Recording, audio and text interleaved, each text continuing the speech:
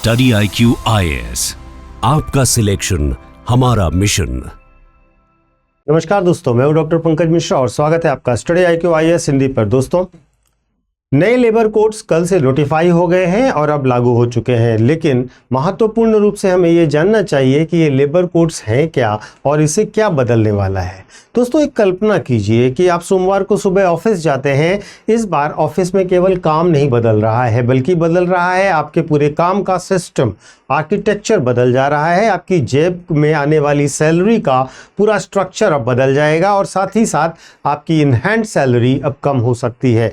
PF बढ़ सकता है और ओवर टाइम पर आपको दुगना पैसा दिया जा सकता है। और कई कंपनियां अब 5 दिन के बजाय 4 दिन काम करवाने की तैयारी में है। और सबसे बड़ा सवाल इन सारे परिवर्तनों के बीच में यह है कि क्या ये सिर्फ कर्मचारियों के हित में है या फिर फ्लेक्सिबिलिटी के नाम पर, लोचशीलता के नाम पर धीरे धीरे भारत एक कॉरपोरेट फैक्ट्री बनता जा रहा है और उसे बनाया जा रहा है।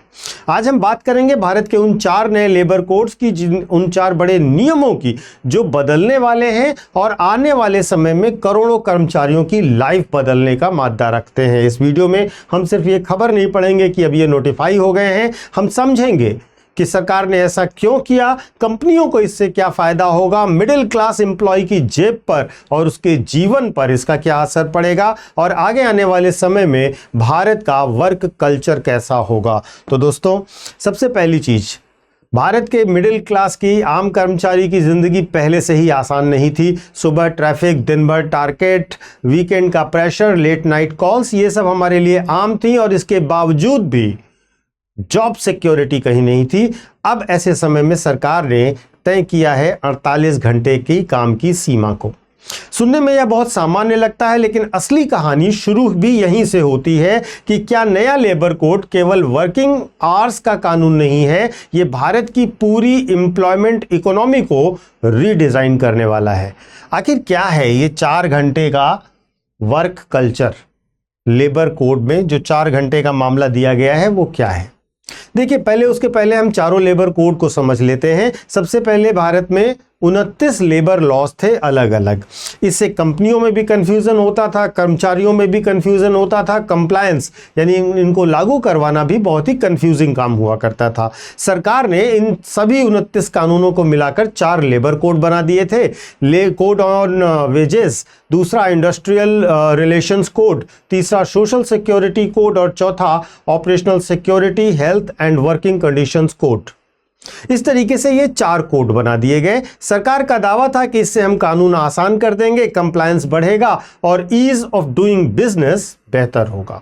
लेकिन कर्मचारी संगठनों का बहुत बड़ा डर इसमें छुपा हुआ है। वो ये है कि उनका कहना कि ये कानून आसान नहीं बल्कि कंपनियों के लिए सुविधाजनक हुए हैं, कर्मचारियों के लिए आसान नहीं हुए हैं। अब सबसे ज्यादा जिस नियम की चर्चा की जा रही है उस नियम को समझिएगा। जो 48 घंटे का वर्क कल्चर है वह क्या है उसको समझिएगा। सैलरी स्ट्रक्चर कैसे बदलने जा रहा है, तो देखिए, 48 घंटे वर्क कल्चर कहने का मतलब यह है कि जो कर्मचारियों को पहले मिलता था उसमें क्या होता था कि कर्मचारी अब 1 सप्ताह में अधिकतम 48 घंटे काम करने के लिए रखे जाएंगे। यानी कि 8 घंटे से ज़्यादा और 48 घंटे से ज़्यादा काम होने पर ओवर टाइम देना होगा, वो भी डबल रेट पर। यह नियम बना है। यानी कि अगर कंपनी आपसे एक्स्ट्रा काम कराती है तो ओवर टाइम के लिए आपको डबल पेमेंट देगी। लेकिन यहाँ पर एक ट्विस्ट है, सरकार ने फ्लेक्सिबिलिटी दी है कि अगर कर्मचारी और कंपनी दोनों सहमत हों तो डेली वर्किंग आवर्स बढ़ाकर 10 से 12 घंटे किए जा सकते हैं। यानी कि जो वीक की लिमिट है वो 48 घंटे की है, डेली आप 12 घंटे तक कर्मचारी से काम ले सकते हैं। यहाँ पर भविष्य में एक नए मॉडल की संभावना आती है, वो ये है कि 4 दिन 12 घंटे काम कराया गया, 48 घंटे का काम हो गया, बचे 3 दिन आपको छुट्टी मिल जाएगी।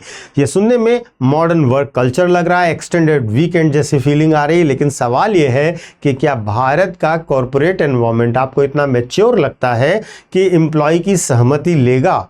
एम्प्लॉय की सहमति सच में ली जाएगी?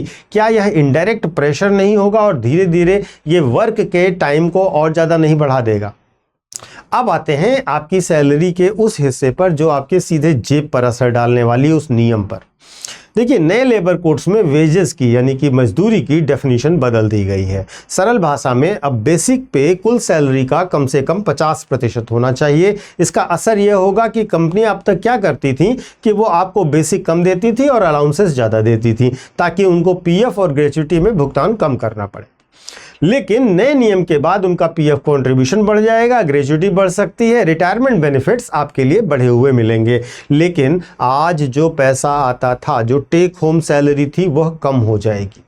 अब मुद्दे को समझिएगा। मिडिल क्लास के लिए यहीं पर सबसे बड़ी प्रॉब्लम शुरू होती है, क्योंकि भारत का मिडिल क्लास आज की ईएमआई, बच्चों की फीस, घर के मैनेजमेंट, इन सब में ही फंसा हुआ है। उसमें भी अगर उसकी टेक होम सैलरी कम होती है तो वह भविष्य की बचत करने के नाम पर आज के घर के मैनेजमेंट को सेक्रीफाइस करेगा, और यह लेबर के लिए एक ज़्यादा मुश्किल काम होगा, यह कर्मचारी के लिए एक ज़्यादा मुश्किल काम होगा।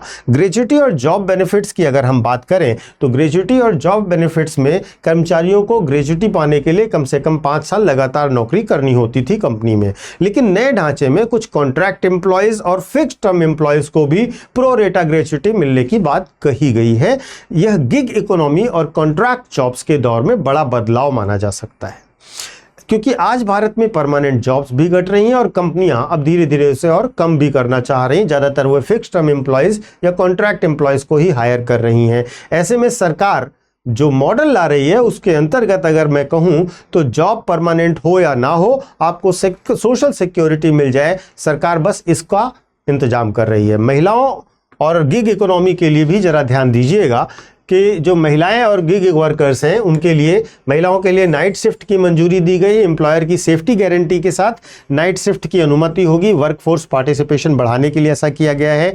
जो गिग वर्कर्स हैं, जो स्विगी, जोमेटो, उबर और फ्रीलांसर काम करते हैं, उनके लिए भी सोशल सिक्योरिटी का वादा किया गया है। लेकिन इम्प्लीमेंटेशन कैसे होगा, अभी उस पर डाउट है। वो मिलेगी नहीं मिलेगी, कैसे मिलेगी, ये एक बड़ा डाउट है। अगर आप इस खेल को समझना चाहेंगे तो अवश्य कमेंट कीजिएगा, तो मैं आपको बताऊंगा कि किस प्रकार से इससे भी स्किप किया जाएगा और वो सोशल सिक्योरिटी मिलनी बहुत मुश्किल हो जाएगी। तो बात यह है कि कानून काफ़ी नहीं होते हैं, उनको इम्प्लीमेंट करने की नीयत और उन्हें उनके कंप्लायंस कराने की पावर भी होनी चाहिए।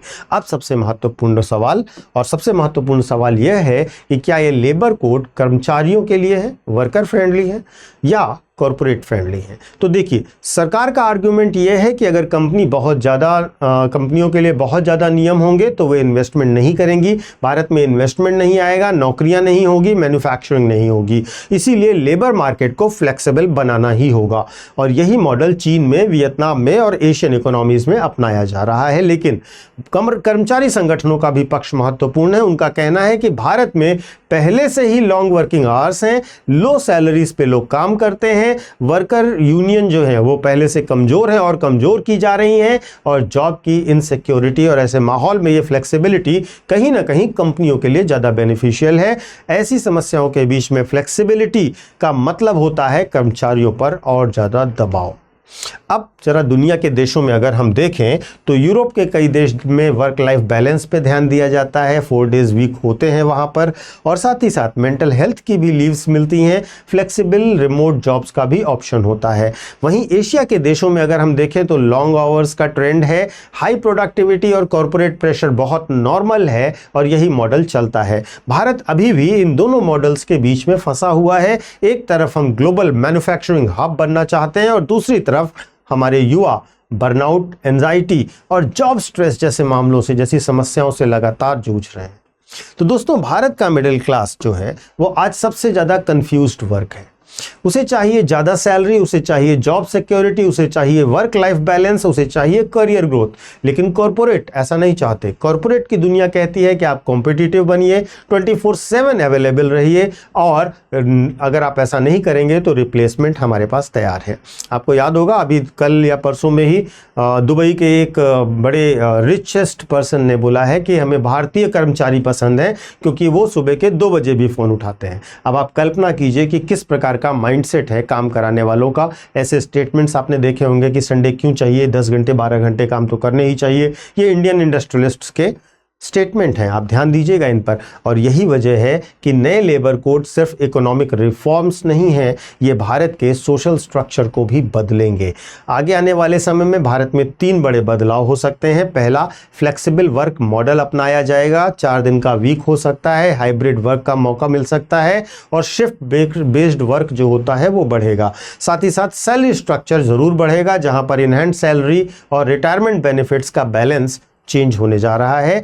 कॉरपोरेट की मॉनिटरिंग अवश्य बढ़ेगी, जहां पर काम के घंटे, प्रोडक्टिविटी ट्रैकिंग और कंप्लायंस कहीं ज़्यादा फॉर्मल और रिजिड होंगे। लेकिन सबसे बड़ा सवाल यह है कि, और अभी भी वही है कि क्या भारत सिर्फ काम करने वाले लोगों की मशीनों वाला देश बनेगा या फिर एक ऐसा देश बनेगा जहां पर इकोनॉमिक ग्रोथ ह्यूमन लाइफ की क्वालिटी को भी बेहतर करती हो। क्योंकि अगर विकास सिर्फ जीडीपी बढ़ाएगा तो इंसान की ज़िंदगी से समय, स्वास्थ्य और परिवार को छीन लेगा, तो विकास वास्तव में किसके लिए है? देखिए, मैं आपसे 3 सवाल पूछूंगा, आप मुझे अवश्य कमेंट करके जवाब दीजिएगा। पहला सवाल यह है कि क्या आप 4 डे वर्क वीक के कल्चर से, यानी कि 12 घंटे की शिफ्ट से सहमत हैं? दूसरा, क्या ज़्यादा पीएफ और कम इन हैंड सैलरी का जो ये फार्मूला है ये आपको सही लगता है? और तीसरा, क्या ये रिफॉर्म्स कर्मचारियों के लिए आपको लग रहे हैं या फिर ये कॉरपोरेट के पावर को बढ़ाने वाले हैं? कमेंट अवश्य कीजिएगा, आपके कमेंट्स का इंतजार रहेगा। मैं आपको अपने सोशल मीडिया हैंडल्स बता देता हूँ। यूपीएससी मेंटर पंकज सर के नाम से आप मुझे कनेक्ट कर सकते हो इंस्टा और टेलीग्राम पर। यहाँ पर आपको मेरे सारे वीडियोज़ के लिंक मिल जाएंगे। और उसके साथ साथ जो बच्चे यूपीएससी की तैयारी करना चाहते हैं, हमारे हर एक यूपीएससी के कोर्स पर इस समय आपको मिलेगा 50% का डिस्काउंट और डबल वैलिडिटी। ये कोर्सेज में जो डिस्काउंट है ये 15 मई तक लागू होगा। इसकी डिटेल्स आप डिस्क्रिप्शन बॉक्स में दिए गए लिंक पर जाकर या हमारे ऐप और वेबसाइट पर जाकर देख सकते हैं। साथ ही साथ पीके लाइव कोड का इस्तेमाल कीजिएगा, जिससे आपको इस डिस्काउंट का लाभ मिलेगा। Thank you so much. जय हिंद। स्टडी IQ IAS, आपका सिलेक्शन हमारा मिशन।